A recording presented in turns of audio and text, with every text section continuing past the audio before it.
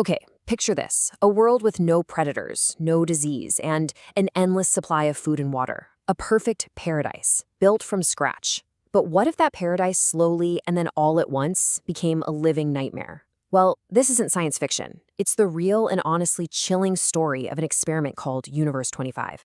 So, can a perfect world actually become a living hell? That was the huge question at the heart of one of the most famous and, frankly, disturbing experiments of the 20th century. It was all designed to find out what happens when every single one of our physical needs is met, but something essential is still missing. All right, so our story really starts with a scientist, an ethologist named Dr. John B. Calhoun. Back in the 60s and 70s, he was kind of obsessed with this one idea. What does population density really do to us, to our social behavior? And to find out, he decided he was going to build a perfect world for mice. And look, when I say paradise, I mean this was a 5-star, all-inclusive resort for mice. They had absolutely everything they could ever want. Food and water on tap, 24/7. The temperature was always a comfy 20 degrees Celsius, and there was literally nothing to be afraid of. No predators, no sickness. It was an environment designed from the ground up for total happiness. Into this perfect little mouse utopia, Calhoun introduced the founding members, just 4 breeding pairs. 8 lucky, healthy mice who had basically just won the lottery. They had this entire paradise to themselves, and their only job was to thrive. And for a while, man, it was a golden age. The beginning of the experiment went exactly as you'd hope. The little mouse society didn't just grow, it absolutely flourished in this perfect world. I mean, their success was just explosive.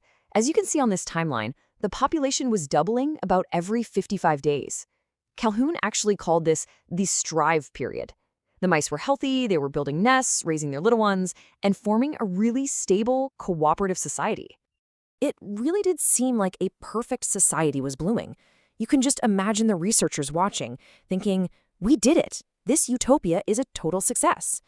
But yeah, this paradise had an expiration date. The trouble started to creep in around day 315, right after the population hit 600. Now, even though there was still tons of physical space and resources, the social space started to feel really crowded. And that's when the perfect world began to crack. The very first thing to break was their social structure. You had these dominant males who carved out the best territories, got all the resources, and controlled groups of females. But a lot of the other males just couldn't compete.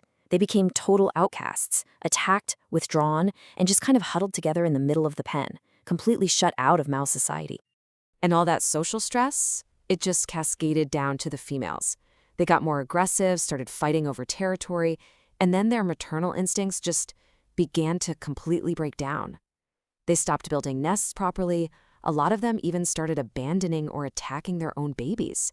The very foundation of their society, raising the next generation, was just crumbling. This breakdown just got faster and faster, spiraling into something Calhoun eventually called the behavioral sink. As the population swelled up towards its peak of 2,200 mice, the social order didn't just crack, it completely shattered. So what is a behavioral sink? Well, think of it like a social black hole. It's what happens when a society gets so pathologically crowded that all normal behaviors just get sucked into this vortex of chaos and total apathy. It is literally the death of social function. The breakdown happened in a cascade, each step worse than the last. First, violence became totally meaningless and random. Then, huge numbers of mice just completely withdrew from any social contact at all. Even basic things like eating became chaotic free-for-alls. And finally, the most fundamental drives they had, mating and raising young, just stopped, almost completely. And get this, at the peak of this collapse, the infant mortality rate sometimes hit 90%. 90.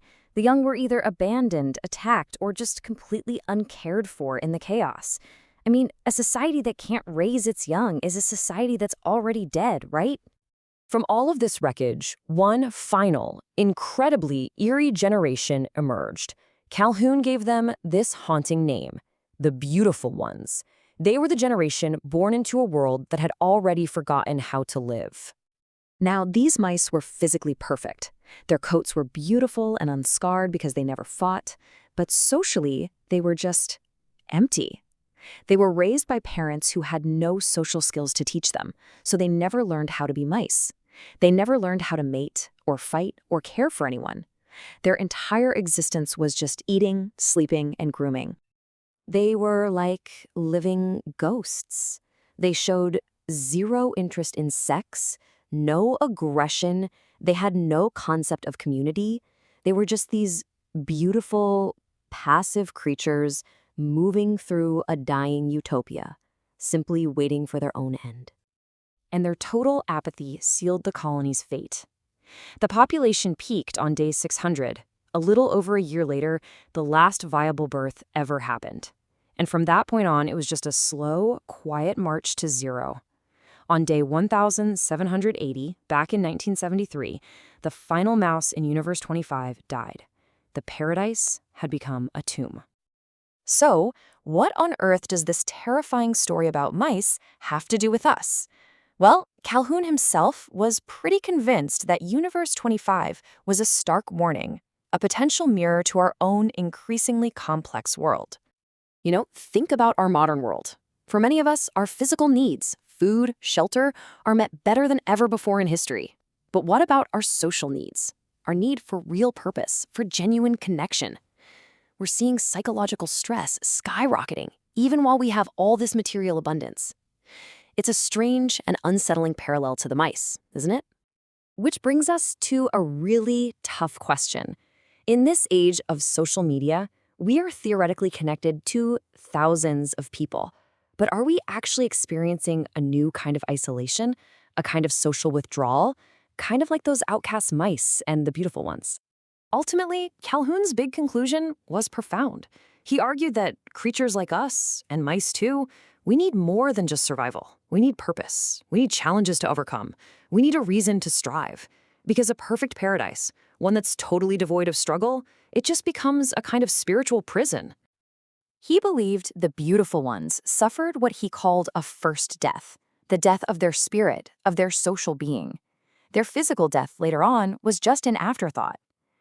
As he so grimly put it, without that struggle, the soul just dies. And that leaves us with this final, haunting thought. In our own pursuit of comfort and convenience, and a world without hardship, our own self-made utopias, is it possible that we too are slowly forgetting what it truly means to live?